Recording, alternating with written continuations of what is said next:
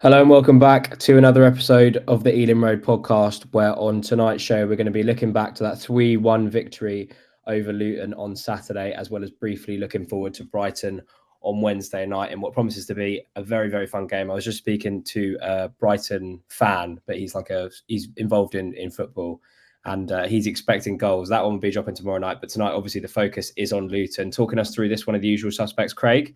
Craig, how are you, mate? Yeah, very good. Thanks, guys. Thank you. Lovely stuff. Callum, all good, Sam? All good, boys. Raring to go. Raring to You go. recovered? You recovered from your embarrassment on Saturday? I'm not saying a word. If anyone did see that, I lost to a Luton fan on the pitch at half time, so not my finest moment at trying to do my bit for the club. But yes, it wasn't my finest moment. But well worth a watch. There is a video coming out very soon by Utilita, so have a watch, everyone. It'll be well We will worth be a watching. I will plug that all over our socials. Just before we get going, guys, remember if you haven't listened to the podcast before, please do share it around with your mates. Subscribe to our YouTube and Spotify channels, and also give us a follow on our socials at the Ealing Road on Twitter and at Ealing Road Pod on Instagram. Let's just get straight into Luton. Callum, I'll come to you first, mate. You predicted on the preview that it was going to be a tight game on Saturday, but much to ours and your delight as well, I expect it was anything but tight. We were dominant from pretty much start to finish, weren't we? Very much so. I mean, the only thing I would say, it was a slightly disappointing first half, as many will probably say. We didn't really create many opportunities. Didn't really know how to work around quite a strong back line from Luton. I would say, they weren't giving us many clear cut opportunities, but eventually, obviously, with our extra bit of quality we had through our forward line, was great to go and get a goal. And then I knew from there we would only kick on. A little bit of a frustration to concede a goal like we did. I feel like we were pushing up too high, kind of forgetting that it was only a 2-goal lead. Other than that, good performance. Great to get the win. Great to get some goals. Should have been some more, but 3 points. I'm very happy going ahead to a very busy week with Brentford. Craig, you happy with that second half? Yes, mate. I think that it was very difficult for us to play against that low block that they was playing with in the first half, but they had an injury right on the stroke of half time, going into half time itself, where Lockyer stayed down for quite a little while, going into that half time break as well. And obviously, he's their skipper and one of their centre backs. He went off at half time, and I do think that changed the game slightly. They had to change their game plan a little bit, and it worked in our favour. And once we got that first goal, as Callum just said, it was kind of one-way traffic. Yeah, 100%. Callum, we both wanted Neil to start against Arsenal. Both hoped he'd be in the lineup for Luton. Thomas obviously listens to the Ealing Road podcast. Can't blame him because Neil started on Saturday. I thought he was excellent. What did you make of his performance? Oh, massively. I mean, it's great to see him score another goal as well. Could have had another one, late on as well. He's only going to kick on. I think there's more from Neil this season. Of course, obviously Ivan will be back before you know it, but he's scoring goals. He's got a couple in the bank now. He's hit the post a few times as well, hit the crossbar. He's created a lot of opportunities. So he's going to kick on. He's going to go and score some more goals. Did very well on Saturday, so very pleased for him. Yeah, I think it's just so nice to see someone playing for Brentford who you can tell genuinely loves the club. I mean, with all the history that he has, with the connection that he has with the fans, you can tell that he's just happy to be here, Craig. And it's just it's nice that he's happy to be here, and it's nice that he's playing well, especially after the last few years he's had in the Premier League, and the fact that he has become a little bit of a meme. And I remember I was listening to a Luton podcast before the game, and I'll come back to that. But they were saying Cal's arse banjo kind of talk, and I think we've all been saying he's been quality since he's re-signed for Brentford, and now he's reaping the rewards, Craig. Yeah, the red and white just brings something out of him, doesn't it? A beast out of him. But I don't know if you guys have watched it. Brentford recently released a video because he's got over 100 performances. Appearances, 100 appearances for the club. And just watching him reminisce about when he first joined those years ago, holding the scarf at Griffin Park, you could just see that he loves the club. And it's an immense amount of pride for him to wear the shirt whenever he gets the opportunity to step onto the pitch for Brentford. And yeah, it's a breath of fresh air. Yeah, 100%. I enjoyed the bit where you talked about that, the celebration against Leeds. That was hilarious. Always a good memory that whenever I think about that. Craig, I know you've been impressed by Yarmo. Yet again, another great performance. Some of his interplay with Vitaly in that second half was immense. There was a moment where he kind of drags it back to make space for himself on the touchline and just knocks it past his man. Very Jensen-esque, which I didn't. Not that I didn't think he had it in his locker, but I didn't think he was as silky a footballer as Jensen is with some of his touches and his control in those tight spaces. Has he put in a solid plea to start against Brighton? Because we don't know about Jensen's fitness yet, but I remember Frank saying in the last presser that they were going to rest him against Luton and in the hope that he'd be fit again for Brighton. So has he done enough to keep his place in the team for Wednesday if Jensen's fit again? I think it depends on the formation that we go with. If we're going to Brighton and we play back five and Jensen's fit, I don't see Yarmo starting. However, Norgard is suspended for the Brighton game as well, which could work in his favour to get in that starting 11. But if Jensen's back, I think Frank starts again. And Callum, he did everything but score this weekend. So I hope you lost your money. Do you know what? Honestly, boys, I don't know who was there on Saturday, but when he had that opportunity, I was watching the highlights today.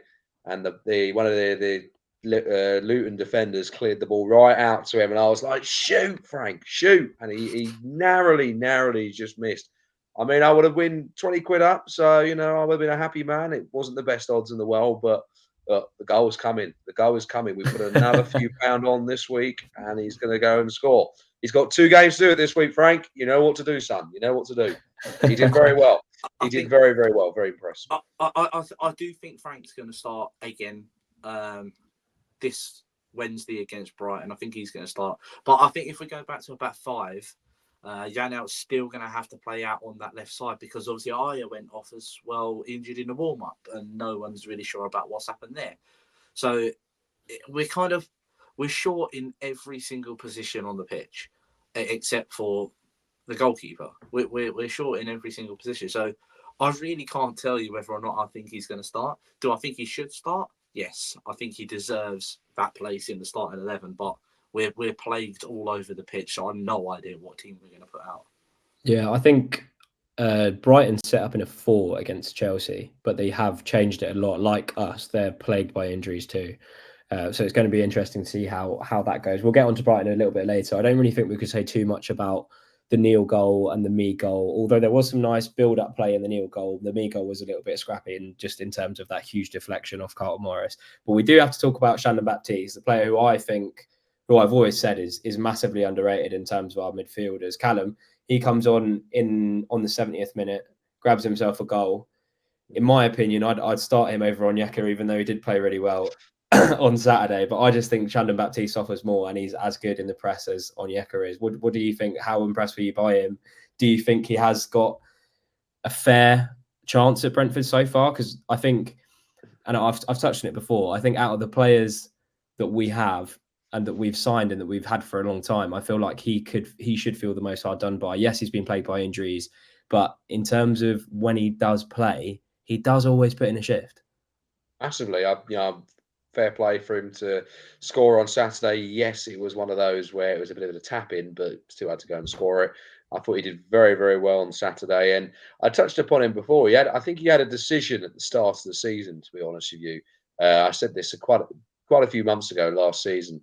And I said, you look at the players that we have in the centre mid positions, and you kind of said, how's he going to fit in? And I kind of said at the time, maybe a loan may well have been a good move for him. But I hope he kicks on. He's got some competition there. Yes, you think that Onyeka maybe should move out for him or not. I don't know. I mean, you've got 2 games coming up now in quick succession. So I think now is a good opportunity if a few players, maybe there's a busy kind of few weeks coming up now. Maybe we need to kind of rotate in one way or another. I mean, Norgard picked up a yellow card on Saturday, which was frustrating enough as it was from that stupid referee. I mean, 7 seconds to take that throw in, and then he's then booked him. That's stupidity. Absolute stupidity. So he's out of Wednesday. So obviously this could be an opportunity for him to come in and probably prove that he could play in that position. So But I hope he kicks on. Good to see him score. Only the second goal for the club, so it'd be good to see him kick on from here and get some more appearances and more goals in there for sure. 100%. One player we should definitely give some plaudits to is Samuel Ghoddos. Comes in at late notice, replacing Chris Ayer, as you mentioned earlier, Craig. We'll find out about Ayer tomorrow, I suspect, in Frank's press conference. But Ghoddos comes in, does a job at right back, and he has done every time he's played this season. But I'll hold my hands up and say I was one of the many Brentford fans who were pretty not confused, because it looked like we weren't going to get anyone in on the last day, so we kind of just brought him back. But I was uninspired, just because even though he was good for us in the Championship, I don't think he's the level of player that we need to progress in the Premier League. Having said that, this season, Craig, he's playing like he's got a point to prove whenever he's called upon. Yeah, 100%. I mean, everything. I think I saw something on Twitter. He has played in more positions for Brentford than he has starts for Brentford. I think it was he over the last year he's had 6 starts for Brentford, and he's played in 8 different positions. And I think it just shows the versatility of the player. So massive credit and kudos to Sam Ghoddos, who, like you just say, it was a bit of an uninspiring one. We've let him go. We did that big farewell with him and Pontus, where he came round the pitch, said goodbye, got his plaque, whatever it was he got, and then we brought him back in. But he's playing, as you said, as if he's got a point to prove, and he's been brilliant every time he plays. I can't fault him. What did you make of him, Callum, on Saturday? No, massively. I mean, I was in the ground at the time when Ayer got injured. Not really sure what happened, to be honest with you. I mean, hopefully it's not too serious, but he went off a good 5 minutes before the rest of the players did. Before you know it, Ghoddos is warming up with the first team, so he did not have long whatsoever to get himself ready, match prepared and ready to go. So full credit to him. He put another good display. He had some tricky players up against him, so he did a very good job. So listen, I mean, he's done fantastic. I think when you look at, he was a player who didn't have a club for 2-3 months, and he's getting himself up to the match fitness. He is out at the moment. Full credit to him. So hopefully keep him match fit. Good player to have in there as and when we need him, and will certainly create some problems for the opposition. Well played to him. Well played. Just before we round off the Luton chat, and it's going to be quite a short episode, I think, because when we win and it's quite dominant, there's not really much to say. We give the plaudits to players and stuff. But just before we round off, I was listening to a Luton podcast before the game, as I mentioned at the top of the show. They seemed fairly relaxed about playing us. I don't know if it was just because they'd beaten Palace in the last game, but there was talk about there not being any threats on our side besides Brighton. And I was kind of listening to it thinking, first of all, guys, give me a fucking shout and I'll tell you about all the threats that we have.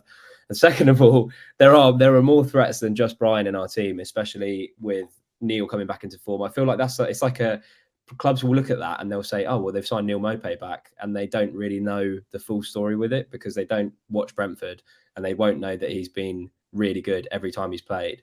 And with the way that we were set up, I know that you thought it was going to be a tight game, Callum, but I didn't really see anything apart from 3 points, just with how we kind of steamrolled Burnley at home. And we kind of steamrolled West Ham, even though the scoreline didn't suggest so.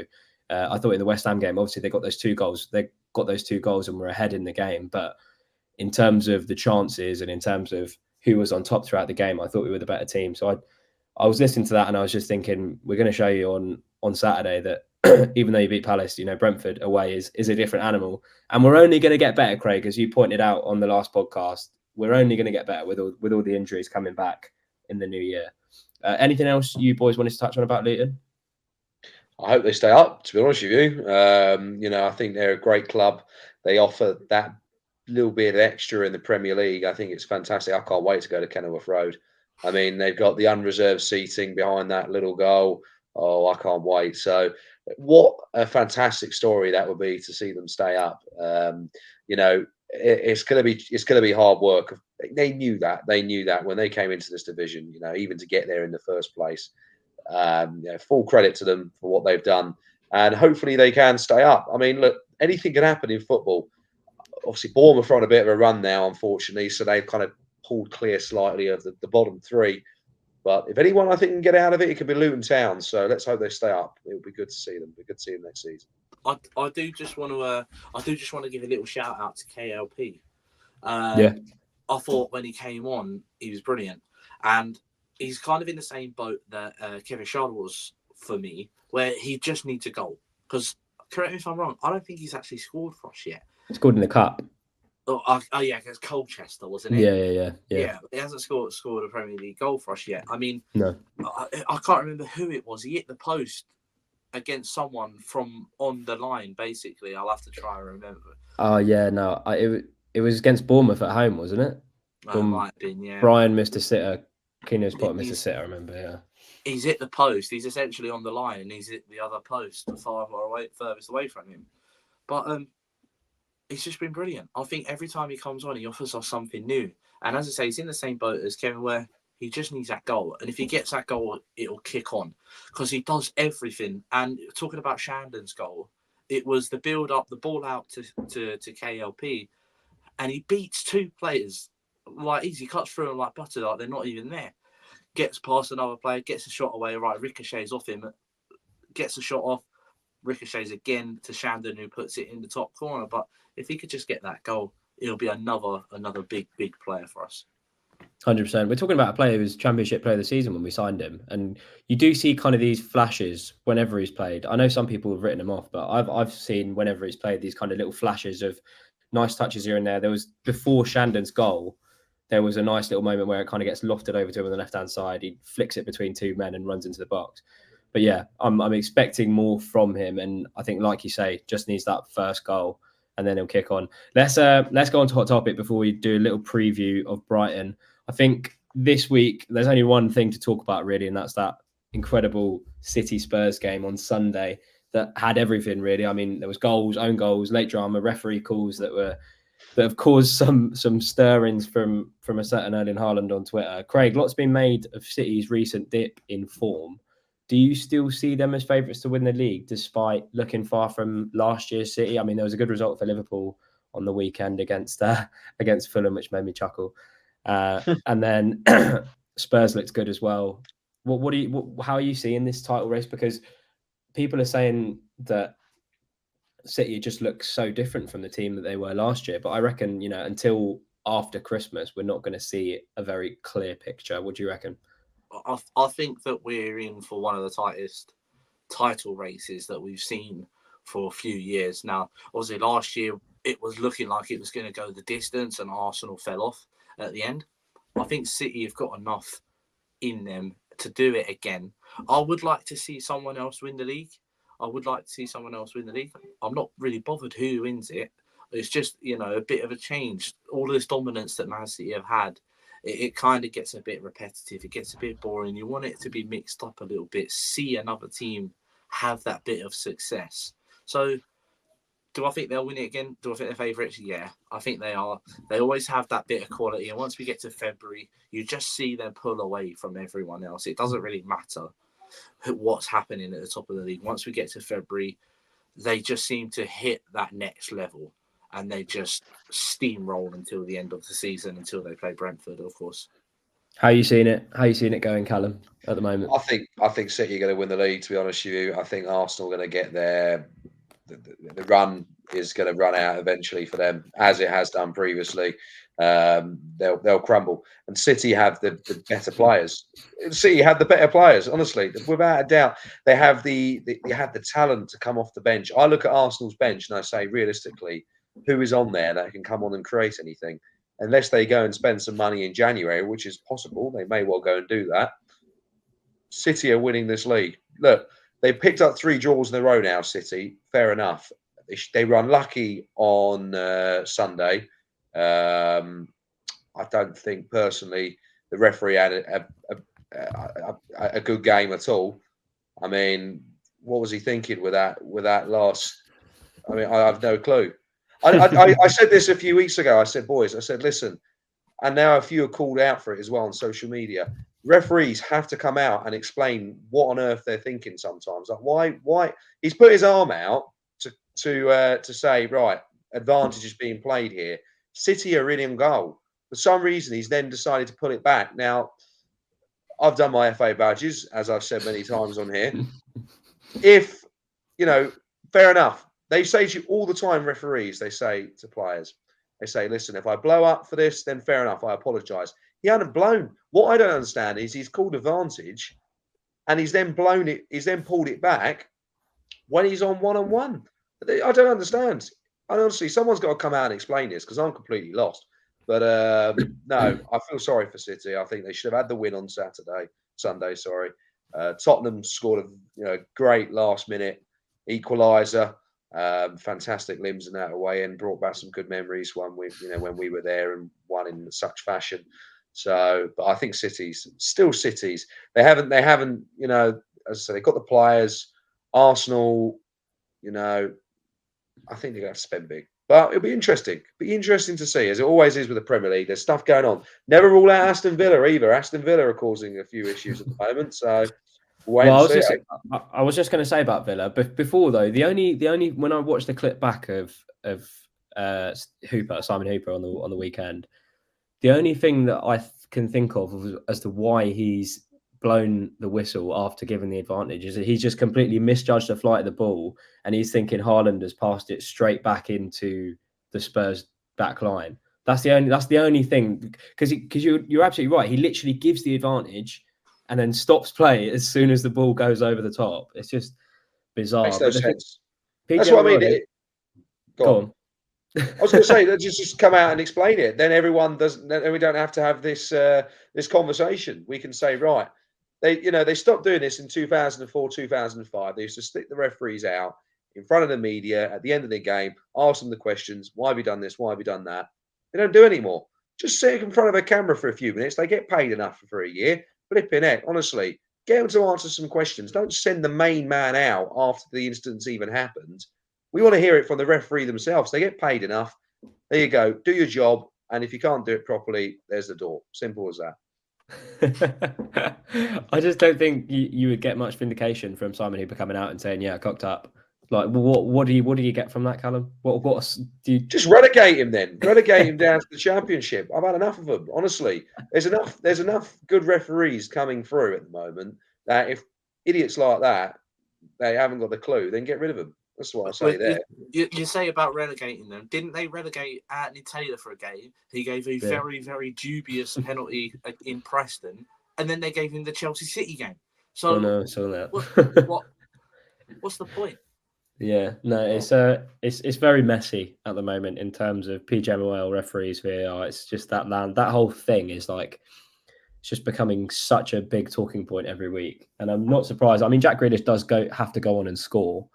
That people kind of forget about that. And I just on the topic of Villa, if because I believe Rodri and Jack Grealish are both out for the Villa game when City play the midweek week. Arsenal play away at Luton. So if City lose that game and Arsenal beat Luton, they'll have 6 points on City going into this like congested period over Christmas. But Craig, are you still thinking 6 points at this point means nothing when Arsenal's track record in terms of being points clear means seemingly fuck all?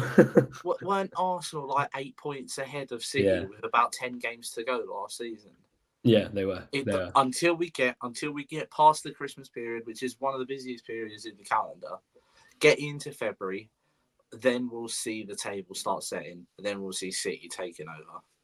Just to throw forward, what are we thinking for next year in terms of Brentford? I mean, I touched on it earlier. We have a lot of injuries coming back. We're starting to get these results against the teams below us now. Obviously, we lost against Liverpool, lost against Arsenal. But what's the feeling around next year, Callum, in terms of when we come up against these big six sides? Because we had such a great record last year. Do you see any more kind of fruits coming from those fixtures in terms of, in comparison to the ones we've already had against the big six? I know we beat Chelsea and they're not really a big six anymore, but how do you see next year shaping up with the injuries coming back? I think we touched upon this last week, but I think we're going to go and cause a few problems for the big six. European tour. No, absolutely. No, I said this the other day. Look, there's teams, they're all taking points off of each other, and we're only 5 points off of top 7. So look, listen. And look, they're saying next year the top 5 get Champions League. So I mean, even push it to that. It's you've got to dream big. Got to dream big in football, eh? But no, I mean, listen. listen, I think as long as we can keep the injuries to a minimum in the second half of the season, I don't see a reason why we can't kick on and go and do exactly what we did last year. Go and cause big problems. I mean, we're doing that already this season with the caliber of teams we've played against and picked up some very good results against. But I think we can go even better in the second half of the season. There's so many players, so many quality players, and he's going to have a huge headache, Thomas Frank, huge headache of who to pick. I can see some of the fringe players. If we have a full strength team, I can certainly see some of the youngsters going out on loan, like Akipe or something like that. Go and get them some first team football. But no, Joe. One thing I was dreaming of on Saturday was Charlie Good getting off that bench. I tell you, honestly. I thought, you know what? If we score a fourth one in the next 3 minutes, get Charlie Good on that pitch. I think it'd be great to see him back on that pitch. I'll tell you. But I think we have a good second half of the season and see what happens. See what happens. Brentford keeps shaking your head, Craig. I'm just thinking it would be quite amusing to see Charlie Good. A lot of people forgot he even played for Brentford for a long while. He's been out of the squad for so long. Just to kind of reiterate what Callum said and you said, Mike, we've got to get to a point in January where we're still. I didn't realise how close we were to that top 7. I didn't realise we were only 5 points outside of it. If we can get to January, February time, as I keep saying, February, through this busy period and still be in touch, even 5-6 points outside of that top 7, get all of our players back, get a lot of the players that are coming back from injury into the team. Keep Ivan Toney over January, unless someone wants to pay £100 million for him. Keep Ivan Toney. I see no reason why we can't push for that top 7. I see no reason why. We might not make it. We might fall just short as we did last season, but I think it's going to be one heck of a second half. Yeah, no, sounds good to me, mate. Sounds good to me. Let's hope for that. Let's do a quick chat on Brighton. Craig, how are you feeling ahead of the game on Wednesday? Obviously, Brighton, I mentioned at the top, they've got a lot of injuries at the moment. Roberto De Zerbi makes changes to his side pretty much every week with their considering they're competing on both fronts in the Premier League and the Europa League. But how are you feeling ahead of Brighton? Every time we play Brighton, I'm never confident about going down there for some reason. I've enjoyed going down there in recent years. Playing there last season, drawing 3-3, even though we were dreadful that game. Like we touched on last week, where Scott Hogan had bagged a couple down there, and I remember Andre Gray scoring an incredibly deflected goal. But I quite like Brighton as a football club and as a setup. I quite like them as well. I think go down there, don't lose, come away with a point. We've got a win on Saturday. Keep a little bit of momentum going. Go there, don't lose, and then we got to look to Sheffield United. For me, that's the big one. Sheffield United. Yeah, especially with the uncertainty around them at the moment. They were absolutely dreadful against Burnley on the weekend. Callum, I spoke to a Brighton fan with the episode coming out tomorrow, as I mentioned. He reckons there's going to be goals, as is the trend with Brighton this season. I don't think they've kept a clean sheet, but I also think they've scored in consecutive games for a silly amount of games. Are we in for? I hope we're not in for another game like last season, because as Craig mentioned, we were under the cosh for pretty much that whole of the second half. It was just awful, and I'm surprised they only managed to get one in that second half when they probably should have had 5 or 6. But how are you feeling ahead of the game? I know it's going to be tough. Roberto De Zerbi, I reckon, is one of the most tactically attacking-minded managers in the league. So it's definitely going to be tough. Yeah, massively. I think they've got some fantastic players, Brighton. I've always admired how they've come up as well as us over the leagues over the last 10 seasons. One player who I'm not looking forward to play against is, of course, Matoma. Matoma always seems to turn up against Brentford. He's back from injury now. He only played 15 minutes against Chelsea, but he's going to be fit, raring to go. Got a good scoring record against Brentford. Scored a good goal against us last season. So it'd be interesting. I mean, look, as long as we don't go there, and it's difficult. What kind of formation do we play? That's the number one question. Do we go there and play a back 5? Do we play a 4? This is the thing. It's interesting, but there's going to be goals. there is going to be goals there on Wednesday, and yeah, I hope we can go there and win. I love going to Brighton and winning. I think it's one of those grounds. It's a shame it's midweek, but I think if we can go there, go and get a win in front of the cameras, great for confidence going into a difficult game, which I think is a difficult game at Sheffield United on Saturday. Yeah, they'll have a new manager bounce by the looks of it. I do think we should just kind of go to Brighton and accept that they're going to score, and in that respect, just go for a back four and hope that we score more than them. What do you think, Craig? Yeah, no, good game plan. I totally agree. Yeah, go for it. Do you know what? A lot of these times where we're going away from home, we keep reverting to that back three, back five, whichever way people want to look at it. We've had a lot more success, I feel, this season when we start with a back four and we go with a front three of Wissam, Alpay and Boemo. It just seems to work better, and I prefer it. I feel like we're more attacking. We play more exciting football when we do it that way. But, yeah, I mean, let's just go there and outscore them. I think that's the main thing, yeah. I think that'd be a good place to wrap things up, boys. The Eden Road podcast will be back tomorrow night for that Brighton preview, so please do keep your eyes peeled for that. And just before we go, guys, remember, if you haven't already listened to the podcast, please do share it around with your mates. Subscribe to our YouTube and Spotify channels and leave a rating whilst you're at it.